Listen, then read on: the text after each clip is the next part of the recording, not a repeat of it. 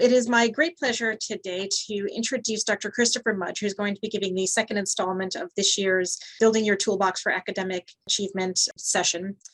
The topic that he has chosen today is Physician Time Management, Tips for Spending Your Most Valuable Currency. Chris is an assistant professor in the Department of Radiology. He's also the associate program director for the radiology residency, someone whom I cannot live without. And he also chairs our resident selection committee. He is the most efficient individual I think I have ever had the pleasure of knowing. And I can't wait to hear what tips he's going to impart to us today on how to manage your time well so that you can spend it doing things that bring you joy and also help engage you in the workplace and bring you opportunities for academic advancement. So I'm going to go ahead and turn it over to Chris for his presentation. Thank you very much, Tara, for the kind introduction. Thanks to the rest of the folks over at Office of Faculty Affairs, in particular, Melissa, who's given me a lot of help and support, and Patty Feeney, who really helped me have some ideas in putting this talk together. That will start. I don't have any potential conflicts of interest or disclosures. One thing I would say is that despite Tara mentioning I'm very efficient, I don't consider myself to be an expert in time management. So a lot of the things that I'll talk about over the next an hour or so are things that glean from the medical literature and ideas and processes that I use in my life. And my goal is that by the end of this session, you'll be able to pick up one or two things to take away and maybe try to apply in your own practice in your own life going forward. Fair warning, I am going to ask everyone to have a piece of paper and a pen to jot down a few things during the course of the talk. So if you want to take some time and make sure that you have that available, that'd be helpful. So these are our objectives. We're going to talk about some strategies to improve time management for physicians, spend a little bit of time talking about multitasking, and spend the last couple of minutes of the talk talking about email management and a system that I might suggest trying to more efficiently manage your email. So why are we even talking about this? And I think we all know why we're talking about physician time management. It's because we're incredibly busy.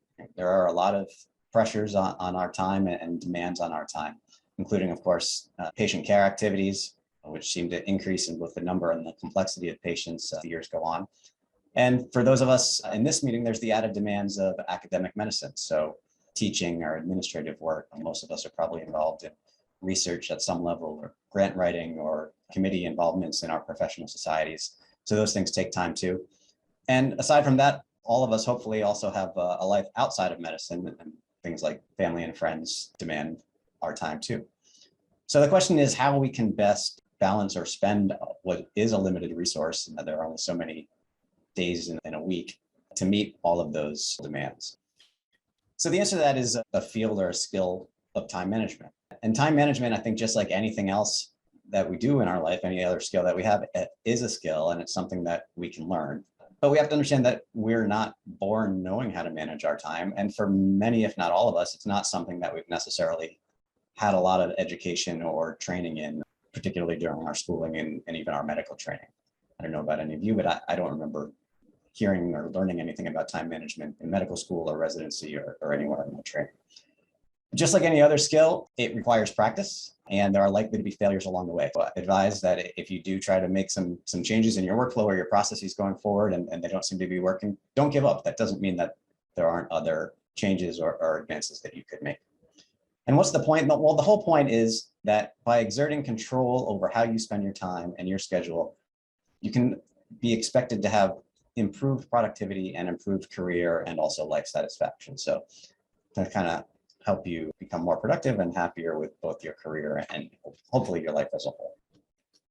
All right, so this is the first time I'm going to ask you to use your pen and paper. So before we really get into any of this subject matter, what I want you to do is to think about 3 tasks that you'd like to accomplish during the next week. And I'm going to give you about a minute or so just to come up with some ideas and jot them down. All right, great. So let's get going, and we'll come back and refer to those throughout the course of the session. So I think many of us feel like this, right? When you're sitting down and you make a to-do list, it's too long, right? Too many things that you need to do. I think a lot of what I want to talk about in terms of time management really goes into choosing the things that you're going to spend your time on. And that requires some thought and some planning, which is another overarching theme of time management, right? Putting the time in up front to plan what your activities are going to be and how you're going to schedule them is really what's going to give you bang for your buck in the long term as far as getting more accomplished. So what I'm really talking about is priorities and goals. when starting a new sort of time management program or setup or plan, I think the first most important thing is to really identify what are your goals? What are your core values and beliefs? What are the things that you are trying to accomplish? And how you're going to spend your time hopefully will be determined by what ultimately your goals are. So if you're someone whose goal is to be CEO of a hospital system, then the things that you're going to do to work towards that goal are probably different than someone whose goal is to be a master educator in their department, right? It behooves, I think, all of us to take a little time out every now and again to say, who am I, who do I want to be? And really, that way we can think about how we're going to get there. One idea is to write a personal mission statement. So this is something a lot of organizations or corporations do, but it's just as practical for an individual or any of us to write a mission statement saying, this is who I want to be or what I want to be. Once you've got that, it becomes a little easier to frame and to respond to ideas for new demands on your time or to reevaluate the things that are currently taking up your time and help you determine whether or not those are going to lead you towards that goal. And we'll just want to go through some ideas that you can start to think about when something is presented to you as either an opportunity or a new task or something that's likely to take up more of your time. A lot of these ideas actually are from a physician named Susan Johnson. She's an OB out in Iowa, I believe, and she's sort of written and speaks a lot on physician time management. So definitely refer to her for more information if you're interested. But she suggests that when someone presents you with a new task or there's the opportunity for a new task, whatever it is, you can sort of try to think about it in 3 buckets. And these first 2 green ones are things that you pretty much have to do. So if someone presents me with a new CAT scan to read, I can't tell them I don't want to do it. It's pretty much my job, right? That is what it is. Or if it's something you promised that you would do, then it's something you should probably keep your promise.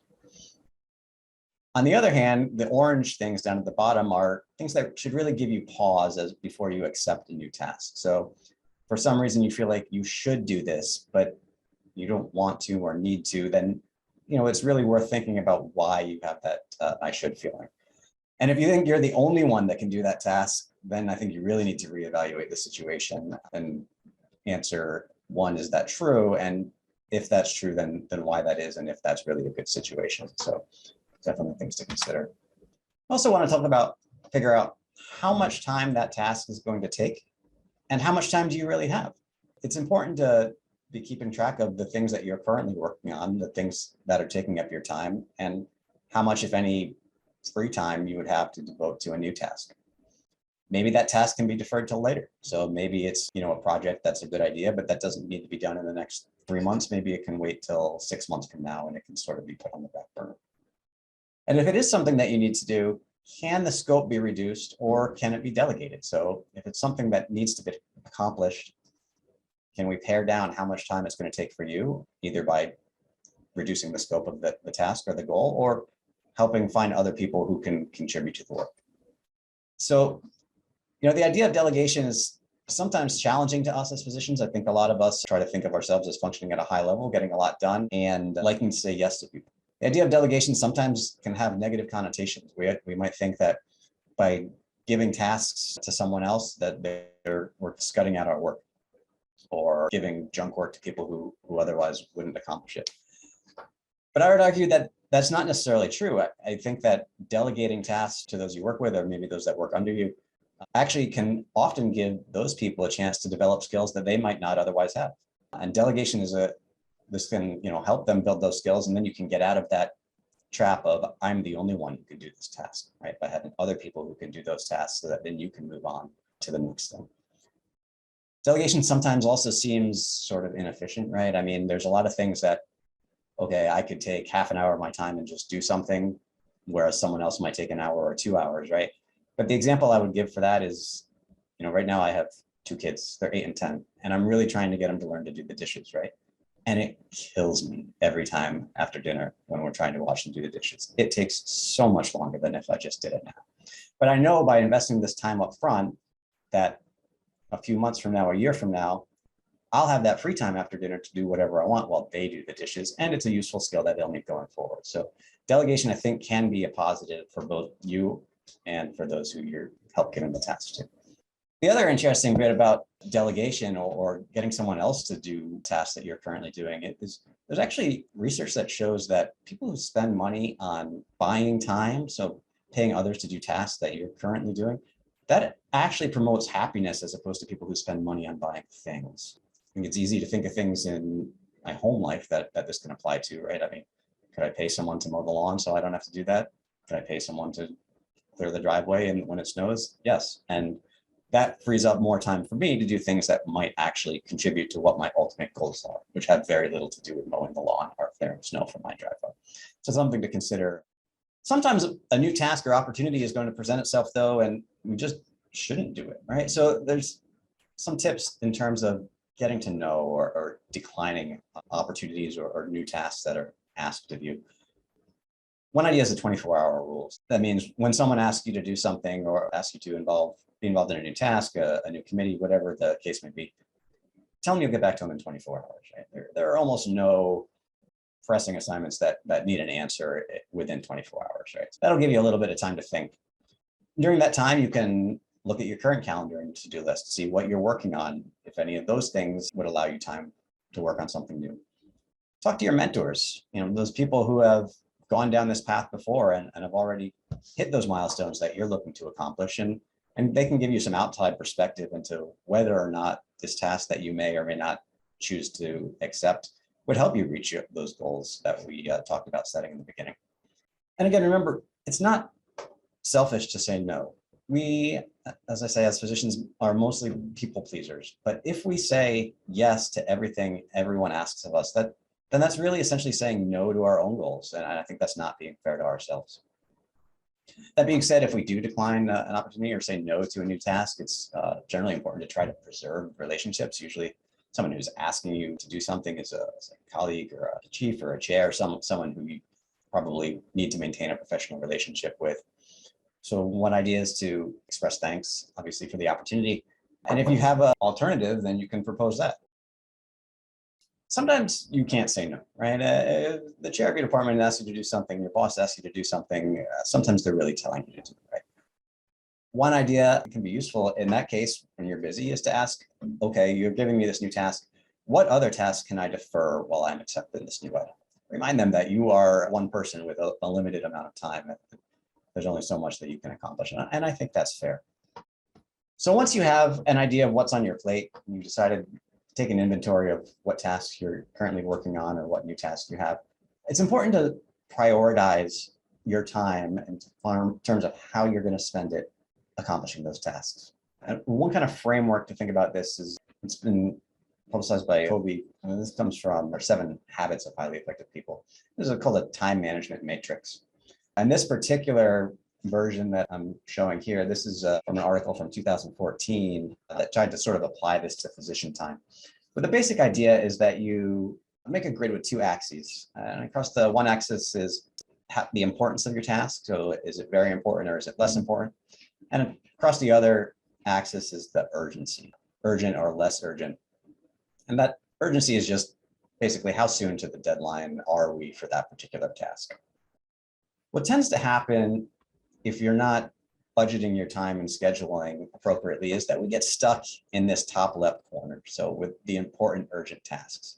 So that patient with chest pain, obviously they need our immediate attention and that's quite important. We can't put it off. But things like that grant submission that's due in 48 hours, well, that's urgent and it's important, but maybe it wouldn't have eaten up so much time if we had spent time on it when it was that grant submission that was due in 3 to 6 months. The whole idea of this time management matrix is to try to devote some time in your regular schedule to these things in what's labeled here as quadrant 2. So those things that are important, but not necessarily urgent. And that way, as you work through writing your review article or your new educational curricula, you have time to do that without it being shut down by the things in this urgent quadrant. As an exercise, I think one thing we could do is take a look at those goals that you have this week and sort of where do they fit into this time management matrix. I did ask you for goals for the next week, so most likely they may well be in the urgent side of things. But does that mean that there's goals that you're not thinking about that are maybe being superseded by those things that need to be done in the short term? So just one schema to kind of think about as you organize the projects that you're working on. In terms of prioritizing, again, that talk about that time matrix scheme. Important thing about prioritizing is it sort of takes time, right? So you actually have to make time in your schedule to sit down and think about your schedule. And I would recommend doing this out several weeks to months in advance. That way you can plan out specific time when you're going to be working on those important but not urgent projects. You can look at your schedule and say, okay, Tuesday, 2 weeks from now, I have a couple of hours free. That might be a good time to work on my grant submission or to work on the next talk that I have to give or to work on whatever else it is that's not due next week. And that reduces undue focus on those urgent tasks. One thing that I like to do is usually at the end of the week or the beginning of the week, I'll go through and look at my schedule for the next week. But the night before or the morning before of each day, I also try to look at my daily schedule and say, what are some things that I must get done today? And what are some things that I'd like to get done today? That way it gives me a little bit of a to-do list. I like to do 3 of each. I feel like I can usually get through 5 to 6 items in a day, and it lets me feel like I've accomplished something. These things that I like to call my 3 aims for the day or would like to accomplish things for the day, usually take these from an ongoing to-do list that I have. These are little things that I find that I can fit in during unexpected downtimes during the day. So a talk ends 15 minutes early, maybe I can call and schedule that doctor's appointment that I need to make or reply to that email that I need to send, things that I can fit into found time. But if I don't do them that day, they're just fine to do the next day or the day after that as well. I find that little daily planning list with a few items that I must do and a few that I would like to do to be quite helpful in keeping me getting things done. So all this is going into sort of establishing regular habits. We're talking about process in terms of prioritizing our different tasks and defining time for tasks. And all of this really shows the importance of having a calendar. Very helpful to have a calendar that you can look at in one glance that really encompasses all the things that are on your table, be it work, personal life, whatever obligations you have that meet your time.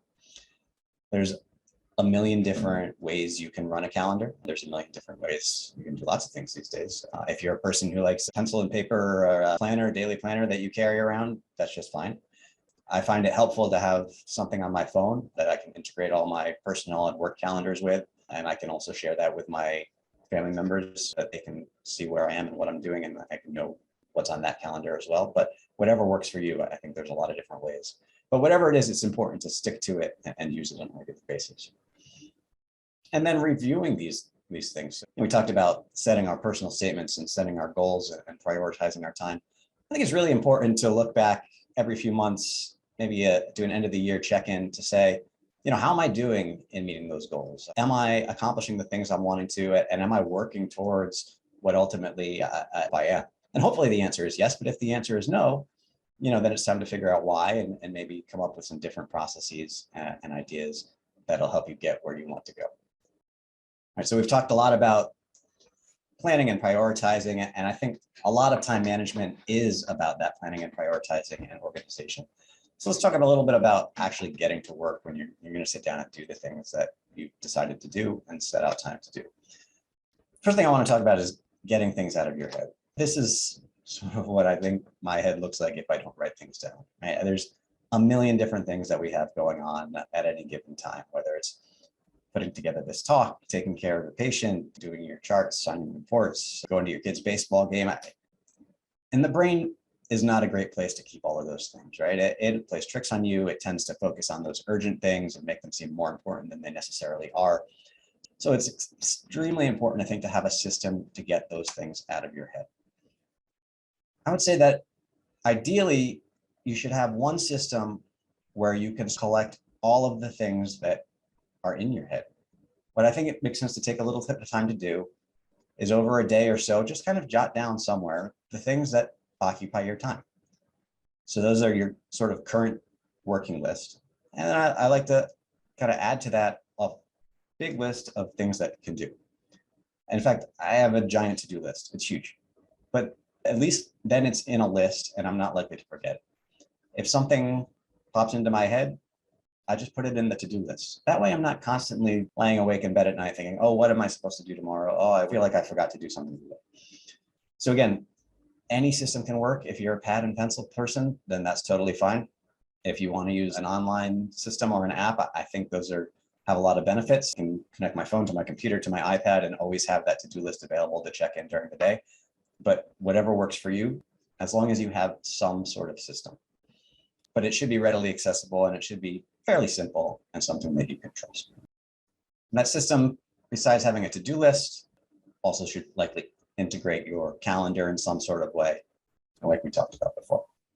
Once you're actually able to sit down and get things done, I want to talk about 3 steps. So one thing that I think is particularly helpful is when I'm sitting down to work on something, or when any of us are, to remember that these pyramids over here, they weren't built in a day. No one sat down and said, I have an hour free from 12 to 1 today, let's build a pyramid. I'm going to end the pyramid analogy because I'm sure I don't know how pyramids are built, but I'm sure there's a first step to building a pyramid, right? So there's a first step to every task that we do. And I think looking at a task and trying to break it down into smaller bits and identify manageable items can be a useful way to start to get things done. So I'll give the example, instead of talking about pyramids, putting together a talk. So when Tara asked me to do this talk, I didn't come up with talk on my to-do list. I did, but then I broke it down into smaller items. So I knew I would need to do a literature search to find what's out there about time management. I knew I'd need to allot some time to actually read those references. I knew I'd need to come up with an outline for a talk and then make some slides and maybe bounce the slides off someone else and then decorate the slides and practice the slides. So that one, make talk item gets broken down into at least 7 or 8 smaller bits. And that allows you to budget those into your schedule in a much more efficient way and not get overwhelmed, right? I think if I sit down and my to-do list says, write new paper, that's not going to happen. So it's much more effective to break it down into smaller manageable tasks. And then as you check those tasks off, you get a snowball effect and you feel like you're getting something accomplished. It's also very important whenever you can to sort of identify the appropriate time and space for any particular task. We're all different in terms of when we work best, where we work best. I know that if I can get an hour or 2 quiet and first thing in the morning, then that's sort of when I'm at my peak efficiency in terms of doing complex tasks. If you ask me to do something in the middle of the day or towards the end of the day, I find it a little bit harder to focus, but there are definitely night owls and people who work better at different times. So when you're going through that schedule a couple of months in advance, keep that in mind. If you're doing something like writing a new grant proposal, that try to work that into a time when you think that you'll be at your peak performance in terms of mental gains. The setting of the task, is also important too. So if you can get work done in your office, even thinking about whether or not your office door needs to be closed or not. If you're working on something that's requires a lot of concentration and mental effort, then you probably don't want those little interruptions that you might otherwise accept if you're working on small things like that don't require as much attention. And I do want to spend a little time talking about multitasking. I think multitasking is something that we all sort of do. I mean, there's a lot of things that we're trying to accomplish on a given day. I'd like to take a minute to kind of go through a little exercise about multitasking. So here again, we're going to break out your pen and paper. What I'm going to ask you to do is to have 4 lines that you can write on. We're going to do the same 2 tasks. We're going to do 2 iterations. And the task is writing 2 lines. First line is, does multitasking improve efficiency? And the second line is writing the numbers 1, 2, 3, 4, 5, all the way up to 33. And the first time we do this task, I want you to do them sequentially. On the first line, write, does multitasking improve efficiency? And on the second line, write 1, 2, 3, 4, 5, all the way up to 33. I'm going to start a timer and you guys can go ahead and get started now. All right, that's been about a minute. I would guess that most people are probably about done. So here's what I want you to do for the next task. The next task, we're going to try to see what multitasking does to our efficiency. So this time I want you to have another 2 lines. You're going to write the same sentence in the same series of numbers, but you're going to go back and forth. Instead of writing out, does multitasking improve efficiency, you're going to write D, and then you're going to go down to the next line and write 1. And then you're going to go back up and write O, and then you're going to go back and down, write 2. Make sense? So I'm going to start timer again. Go ahead, start whenever you're ready. It's been a minute. Still working? I've seen some nods. All right. I think you sort of get the idea, is that the reality is that multitasking disrupts our cognitive focus and it reduces our efficiency and productivity. that effort of switching between tasks requires a change in our attention, and it requires mental energy to kind of figure out where you are in that next task that you're trying to switch to. It actually has been shown to diminish learning and increase mistakes as well. I think we probably know this sort of inherently, right? I mean, how many of us, when we're doing something that really requires concentration, we ask everyone else to sort of be quiet, or we don't think of anything else. And it increases tasks. You're trying to do multiple things at once, and when it turns out that that's not particularly feasible, I would strongly suggest that whenever possible, we actually try to avoid multitasking as a tool. And it turns out that the more complex the task is, sort of the higher the cost of multitasking. So if you're tying your shoes and someone asks you what day of the week it is, you can probably figure out how to answer them and go back to tying your shoes without losing a whole lot of effort. But if you're in the middle of a more complex task, then it's a higher penalty for multitasking. So again, something to keep in mind when you're trying to get multiple things done in the same day. It may be helpful to do them sequentially rather than trying to do them at the same time. All right, the last couple of minutes I want to take talking about email. So I talk about this because email it's something that we all use. It can be a very useful tool, but it's something that many of us don't use as necessarily as effectively and efficiently as we could. I know, for me, until 6 months or a year ago, I was someone who would grab my phone, check my email 15 to 20 times a day, probably have hundreds, if not thousands of emails in my inbox. I'd play the game where I wouldn't open an email because I needed it to be marked unread so that I would remind me to come back to it next time so that I could do whatever that I knew that email was going to imply.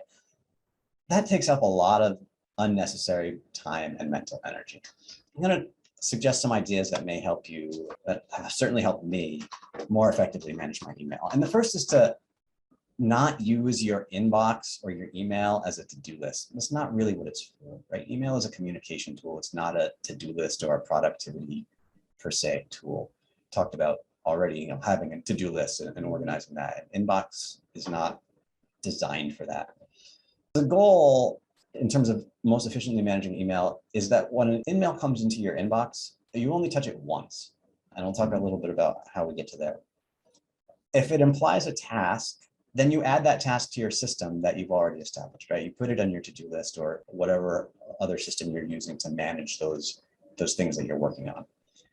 I found that if I stick to this formula, I check my email 2, maybe 3 times a day, and that really seems to be plenty. And if someone needs to reach me urgently, in general, email isn't the system that they're using.